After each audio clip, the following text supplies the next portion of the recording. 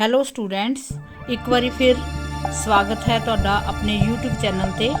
ਅੱਜ ਆਪਾਂ ਪ੍ਰਾਚੀਨ ਇਤਿਹਾਸ ਬਾਰੇ ਜਾਣਕਾਰੀ ਲਵਾਂਗੇ, ਜਿਸ ਵਿੱਚ ਪੂਰਵੀ ਇਤਿਹਾਸ ਤੇ ਇਤਿਹਾਸ ਬਾਰੇ ਅੰਤਰ ਕੀ ਹੈ, ਇਹ ਸਾਡੇ ਜੀਵਨ ਵਿੱਚ ਕੀ ਮਹੱਤਵ ਰੱਖਦਾ ਹੈ, ਇਸ ਦੀ ਸਾਡੇ ਜੀਵਨ ਵਿੱਚ ਕੀ ਭੂਮਿਕਾ ਹੈ।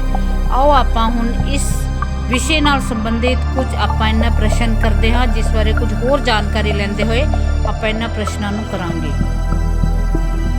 अपना टॉपिक है प्राचीन इतिहास का जन स्रोत। इस लैसन का नाम है, पर ਇਹਦੇ ਵਿੱਚ ਆਪਾਂ ਪਹਿਲਾਂ ਦੇਖਾਂਗੇ ਜਿਹੜਾ ਇਤਿਹਾਸ ਸ਼ਬਦ ਲਿਖਿਆ ਇਹਦਾ ਮਤਲਬ ਕੀ ਹੈ ਇਤਿਹਾਸ ਦਾ। ਠੀਕ ਹੈ, ਇਹਦਾ ਮਤਲਬ ਕੀ ਹੈ? ਤਾਂ ਇਹਦਾ ਦੇਖੋ ਕੀ ਹੈ ਕਿ ਪਹਿਲਾ ਹੈ ਅਤੀਤ ਦਾ ਅਧਿਐਨ, ਜਿਹੜਾ ਸਾਡਾ ਪਿਛਲਾ ਸਮਾਂ ਉਹਦੀ ਜਾਣਕਾਰੀ ਅਧਿਐਨ ਮਤਲਬ ਪੜ੍ਹਾਈ ਸਟੱਡੀ।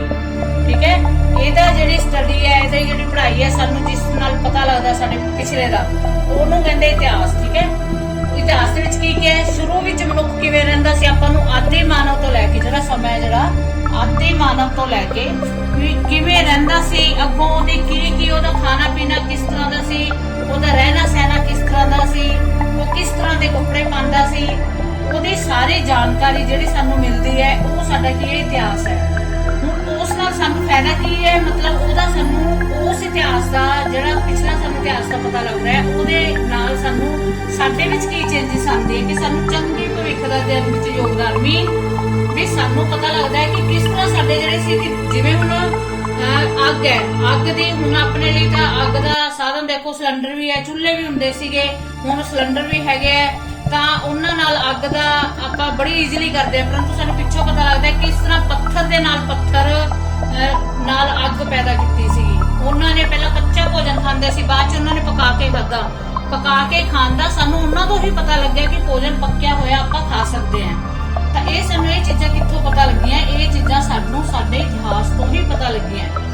ਵੱਖ-ਵੱਖ ਸਭਿਤਾਵਾਂ ਹੋਂਦ ਵਿੱਚ ਆਈਆਂ, ਸਿੰਧੂ ਘਾਟੀ ਦੀ, ਵੈਦਿਕ ਕਾਲ ਦੀ, ਉਹਨਾਂ ਦਾ ਕਿਵੇਂ ਦਾ ਜਨਮ ਹੋਇਆ ਤੇ ਕਿਵੇਂ ਪਤਨ ਵੀ ਕਿਵੇਂ ਖਤਮ ਹੋ ਗਏ, ਉਹ ਕਿੰਨੇ ਸਮੇਂ ਦੇ ਵਿੱਚ ਉਹ ਆਏ, ਕਿੰਨੇ ਸਮੇਂ 'ਚ ਉਹ ਚਲੇ ਗਏ, ਸਾਰੀ ਜਾਣਕਾਰੀ ਸਾਡੇ ਇਤਿਹਾਸਾਂ ਵਿੱਚ ਲਿਖੀ ਪਈ ਹੈ। ਉਹ ਇਤਿਹਾਸਾਂ ਦੀ ਜਾਣਕਾਰੀ ਨਾਲ ਅਸੀਂ ਅੱਜ ਤੁਹਾਡੇ ਇੱਥੋਂ ਸਟਾਰਟ ਮੰਨ ਲਓ ਆਪਣੀ ਜਿਹੜੀ ਆਪਾਂ ਸ਼ੁਰੂ ਕਰਦੇ ਕਲਾਸਾਂ ਦੀ, ਛੋਟੀ ਕਲਾਸਾਂ ਤੋਂ ਇਤਿਹਾਸ ਸ਼ੁਰੂ ਹੋ ਜਾਂਦਾ ਤੇ ਇੱਥੋਂ ਚੱਲਦਾ ਬਹੁਤ ਬ੍ਰੌਡ ਲੈਵਲ ਤੇ ਇਤਿਹਾਸ ਮਿਲਦਾ ਚਲਾ ਜਾਂਦਾ, ਪਰੰਤੂ ਇਤਿਹਾਸ ਕਦੇ ਵੀ ਖਤਮ ਨਹੀਂ ਹੁੰਦਾ।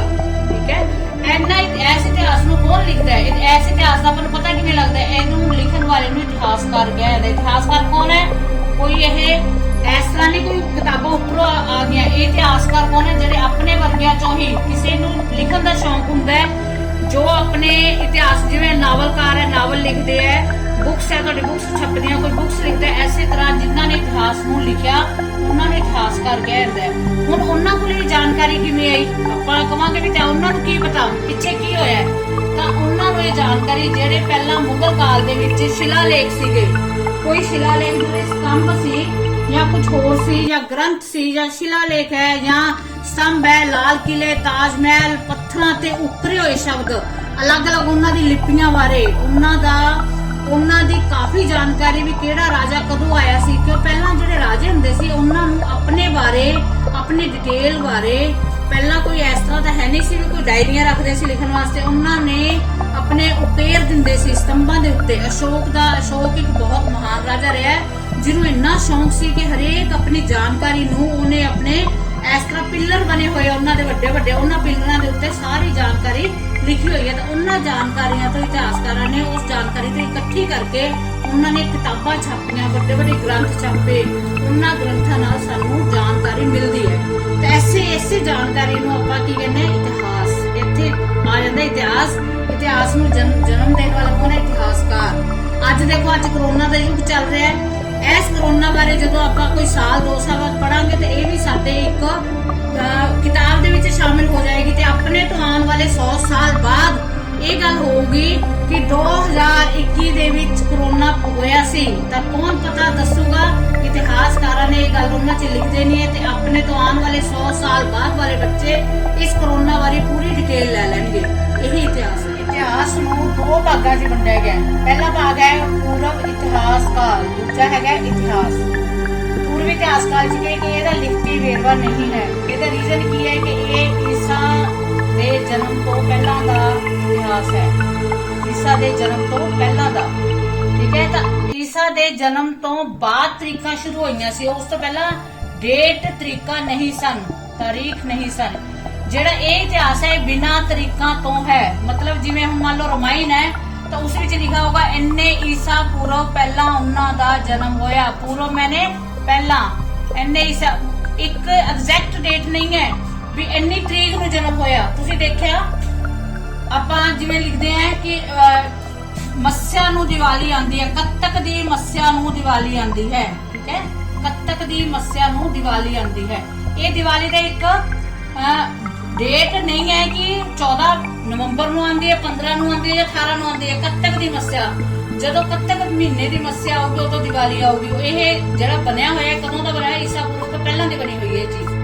ਠੀਕ ਹੈ, ਅੱਗੋਂ ਹੈਗਾ ਲਿਖਤੀ ਵੇਰਵਾ ਦਾ ਇਤਿਹਾਸ ਦਾ। ਇਹਦਾ ਆਪਣੇ ਕੋਲੇ ਸਾਰਾ ਲਿਖਤੀ ਵੇਰਵਾ ਹੈ। ਇਹਦੇ ਵਿੱਚ ਆਪਣੇ ਕੋਲੇ ਇਹ ਹੈਗਾ ਈਸਾ ਦੇ ਜਨਮ ਤੋਂ ਬਾਅਦ, ਈਸਾ ਦੇ ਜਨਮ ਤੋਂ ਬਾਅਦ ਦਾ ਆਪਣੇ ਕੋਲੇ ਇਹ ਇਤਿਹਾਸ ਹੈ। ਇਹਦੇ ਵਿੱਚ ਤਾਰੀਖ ਮੈਂਸ਼ਨ ਹੈ, ਤਾਰੀਖ ਕਿਉਂਕਿ ਤਰੀਕਾ ਹੈ ਸਨ। ਇਸ ਤੋਂ ਵੀ ਜਿਵੇਂ 1968 ਚ ਇਸ ਤਰ੍ਹਾਂ ਹੋਇਆ, 1757 ਚ ਲੜਾਈ ਹੋਈ, ਮੁਗਲ ਇੰਨੇ ਉਸ ਨੂੰ ਮੁਗਲ ਆਏ, ਪਲਾਸੀ ਦੀ ਲੜਾਈ 23 ਜੂਨ ਨੂੰ ਹੋਈ। ਜੋ ਵੀ ਹੈਗਾ ਮੀਨ ਡੇਟ ਮਿਕਸ ਇਹਦੇ ਵਿੱਚ ਹੈਗੇ। ਤੇ ਇਹ ਸਾਡਾ ਇਤਿਹਾਸ ਜਿਹੜਾ ਲਿਖਤੀ ਵੇਰਵਾ ਹੈ ਉਹ ਸਾਡਾ ਉਹਨੂੰ ਇਤਿਹਾਸ ਕਹਿੰਦੇ ਆ। ਜਿਸ ਵਿੱਚ ਸਾਡੇ ਕੋਲੇ ਲਿਖਤੀ ਵੇਰਵਾ ਨਹੀਂ ਹੈ ਉਹ ਕੀ ਹੈ? ਪੂਰਵ ਇਤਿਹਾਸ ਕਾਲ ਹੈ। आओ ਆਪਾਂ ਪ੍ਰਸ਼ਨ ਉੱਤਰ ਸ਼ੁਰੂ ਕਰਦੇ ਹਾਂ।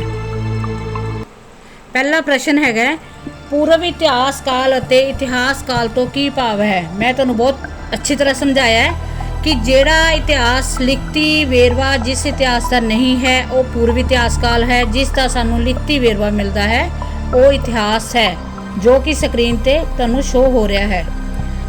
ਸੈਕੰਡ ਕੁਐਸਚਨ ਹੈਗਾ ਆਪਣਾ ਵੈਦਿਕ ਸਾਹਿਤ ਦੇ ਕਿਹੜੇ-ਕਿਹੜੇ ਗ੍ਰੰਥ ਮਿਲਦੇ ਹਨ? ਇਹਦੇ ਵਿੱਚ ਹੈ ਵੇਦ, ਬ੍ਰਾਹਮਣ ਗ੍ਰੰਥ, ਪੁਰਾਣ, ਉਪਨਿਸ਼ਦ, ਮਹਾਕਾਵ, ਜਿਹਦੇ ਵਿੱਚ ਰਾਮਾਇਣ ਅਤੇ ਮਹਾਭਾਰਤ ਆ ਜਾਂਦੇ ਆ। ਇਹ ਗ੍ਰੰਥ ਆਪਾਂ ਨੂੰ ਵੈਦਿਕ ਸਾਹਿਤ ਦੇ ਗ੍ਰੰਥ ਮਿਲਦੇ ਹਨ। ਨੈਕਸਟ ਹੈ ਇਤਿਹਾਸ ਦੇ ਪੁਰਾਤਤਵ ਸਰੋਤਾਂ ਤੋਂ ਕੀ ਭਾਵ ਹੈ? ਇਹ ਸਰੋਤ ਬੇਟਾ ਉਹ ਹਨ ਜਿਹੜੀ ਸਾਨੂੰ ਪ੍ਰਾਚੀਨ ਜਿਹੜਾ ਇਹਨਾਂ ਨੇ ਖੋਜ ਹੋਈ ਹੈ, ਖੋਜਾਂ ਦੇ ਵਿੱਚ ਜਿਹੜੇ ਮਿਲੇ ਹੈ ਉਹਨਾਂ ਤੋਂ ਆਪਾਂ ਨੂੰ ਪਤਾ ਲੱਗਦਾ ਹੈ ਕਿ ਇਹਨਾਂ ਦੀ ਜਿਹੜੀ ਸੀਗੀ ਸਮਾਂ ਸੀ ਕਿਸ ਤਰ੍ਹਾਂ ਦਾ ਸੀ। ਪੁਰਾਤਨ ਇਮਾਰਤਾਂ, ਬਰਤਨ, ਰੋਜ਼ਾਨਾ ਵਰਤੋਂ ਵਿੱਚ ਆਉਣ ਵਾਲੀਆਂ ਵਸਤੂਆਂ, ਸਿੱਕੇ ਆਦਿ ਇਤਿਹਾਸ ਦੇ ਪੁਰਾਤਤਵ ਸਰੋਤ ਕਿਹਾ ਜਾਂਦਾ ਹੈ। ਇਹਨਾਂ ਸਰੋਤਾਂ ਤੋਂ ਸਾਨੂੰ ਪਤਾ ਲੱਗਦਾ ਹੈ ਕਿ ਉਹਨਾਂ ਦਾ ਰਹਿਣ ਸਹਿਣ, ਉਹਨਾਂ ਦੀ ਜੀਵਨ ਸ਼ੈਲੀ ਕਿਸ ਤਰ੍ਹਾਂ ਦੀ ਸੀਗੀ। ਨੈਕਸਟ ਹੈ ਇਤਿਹਾਸ ਦੇ ਸਾਹਿਤਿਕ ਸਰੋਤਾਂ ਉੱਤੇ ਸੰਖੇਪ ਨੋਟ ਲਿਖੋ। ਸਾਹਿਤਿਕ ਸਰੋਤ ਦੱਸਣੇ ਬੇਟਾ। ਇਤਿਹਾਸ ਦੇ ਸਾਹਿਤਿਕ ਸਰੋਤਾਂ ਵਿੱਚ ਵੇਦ, ਬ੍ਰਾਹਮਣ ਗ੍ਰੰਥ, ਸੂਤਰ, ਮਹਾਕਾਵ, ਬੋਧੀ ਅਤੇ ਜੈਨ ਗ੍ਰੰਥ ਆਦਿ ਸ਼ਾਮਿਲ ਹਨ। ਜਿੰਨੇ ਵੀ ਧਰਮ ਸੀ ਉਹ ਸਾਰੇ ਇਹਦੇ ਵਿੱਚ ਸ਼ਾਮਿਲ ਹੈ। ਇਹ ਗ੍ਰੰਥ ਸਾਨੂੰ ਧਰਮ ਤੋਂ ਇਲਾਵਾ ਉਸ ਸਮੇਂ ਦੇ ਸਮਾਜ ਦੀ ਵੀ ਜਾਣਕਾਰੀ ਦਿੰਦੇ ਹੈ ਕਿ ਉਸ ਸਮੇਂ ਕਿਸ ਤਰ੍ਹਾਂ ਦਾ ਸਮਾਜ ਸੀ। ਕੌਟਲਿਆ ਦੇ ਅਰਥ ਸ਼ਾਸਤਰ ਨਾਂ ਦੀ ਇੱਕ ਪੁਸਤਕ ਲਿਖੀ ਸੀ, ਉਹ ਵੀ ਇੱਕ ਗ੍ਰੰਥ ਵਾਂਗੂ ਛਪੀ ਹੋਈ ਹੈ। ਆਰਿਆ ਭੱਟ ਵਰਗੇ ਵਿਗਿਆਨੀਆਂ ਨੇ ਆਪਣੀ ਖੋਜਾਂ ਬਾਰੇ ਵੀ ਪੁਸਤਕਾਂ ਲਿਖੀਆਂ ਸੀ। ਆਰਿਆ ਭੱਟ ਨੇ ਜ਼ੀਰੋ ਦੀ ਖੋਜ ਕੀਤੀ ਸੀ। ਇਹਨਾਂ ਸਾਹਿਤਿਕ ਸਰੋਤ ਹੀ ਆਪਣੇ ਲਈ ਬਹੁਤ ਲਾਭਦਾਇਕ ਹੈ।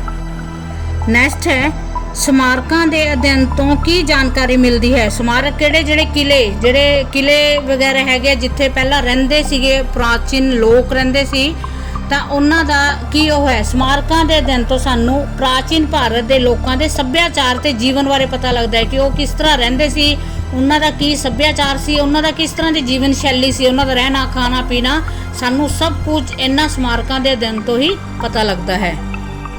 ਨੈਕਸਟ ਹੈ ਹੇਠ ਲਿਖੇ ਵਾਕਾਂ ਵਿੱਚ ਖਾਲੀ ਥਾਵਾਂ ਭਰੋ। ਪਹਿਲੀ ਹੈ ਇਤਿਹਾਸ ਡੈਸ਼ ਦਾ ਅਧਿਐਨ ਹੈ। ਇਤਿਹਾਸ ਅਤੀਤ ਦਾ ਅਧਿਐਨ ਹੈ। ਤੁਹਾਨੂੰ ਪਹਿਲਾਂ ਵੀ ਦੱਸਿਆ ਇਤਿਹਾਸ ਡੈਸ਼ ਲਈ ਅਤੀਤ ਦਾ ਅਧਿਐਨ ਹੈ, ਡੈਸ਼ ਲਈ ਭਵਿੱਖ ਲਈ। ਕੌਟਲਿਆ ਦੁਆਰਾ ਡੈਸ਼ ਨਾਂ ਦੀ ਪੁਸਤਕ ਲਿਖੀ ਗਈ ਸੀ, ਅਰਥ ਸ਼ਾਸਤਰ। ਪੁਸਤਕਾਂ ਸਾਹਿਤਿਕ ਸਰੋਤ, ਪ੍ਰਾਚੀਨ ਖੇਤਰ ਅਤੇ ਵਸਤਾਂ ਡੈਸ਼ ਸਰੋਤ ਅਖਵਾਉਂਦੀਆਂ ਹਨ। ਪੁਰਾਤਤਵ ਤੁਹਾਨੂੰ ਹੁਣੀ ਕਰਵਾਇਆ ਹੈ। ਹੁਣ ਨੈਕਸਟ ਆਪਾਂ ਕਰਦੇ ਹਾਂ ਸਹੀ ਗਲਤ। ਮਨੂ ਸਮ੍ਰਿਤੀ ਧਰਮ ਸ਼ਾਸਤਰ ਗ੍ਰੰਥ ਹੈ। ਬਿਲਕੁਲ ਸਹੀ, ਕਿਉਂਕਿ ਜਿਹੜੇ ਪ੍ਰਾਚੀਨ ਕਾਲ ਦੇ ਨਿਯਮ ਤੇ ਕਾਨੂੰਨ ਬਾਰੇ ਜਿਨ੍ਹਾਂ ਵਿੱਚ ਜਾਣਕਾਰੀ ਹੁੰਦੀ ਹੈ ਉਸ ਨੂੰ ਧਰਮ ਸ਼ਾਸਤਰ ਕਿਹਾ ਜਾਂਦਾ ਤੇ ਮਨੂ ਸਮ੍ਰਿਤੀ ਵਿੱਚ ਪ੍ਰਾਚੀਨ ਕਾਲ ਦਾ ਨਿਯਮ ਤੇ ਕਾਨੂੰਨ ਦੋਨਾਂ ਬਾਰੇ ਜਾਣਕਾਰੀ ਹੈ।